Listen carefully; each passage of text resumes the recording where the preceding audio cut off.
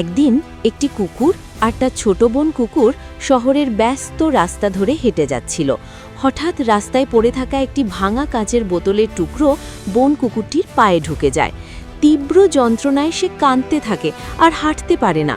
এই দৃশ্য দেখে কয়েকটি অন্য কুকুর দূর থেকে হাসাহাসি শুরু করে।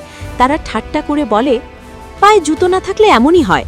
কিন্তু ভাই কুকুরটি একটুও ভেঙে পড়েনি। সে তার বোনকে কোলে তুলে নিয়ে দ্রুত বাড়ি ফিরে যায়।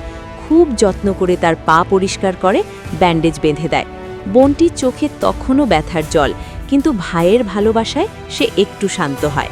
ভাই কুকুরটি তখন একটি বড় সিদ্ধান্ত নেয়। সে তার বহুদিনের জমানো ছোট মাটির ব্যাংকটি ভেঙে ফেলে। ভিতর থেকে বের হয় কয়েকটা কয়েন আর নোট। সেই টাকা নিয়ে সে দোকানে যায় এবং বোনের জন্য একটি সুন্দর ও আরামদায়ক জুতো কিনে আনে।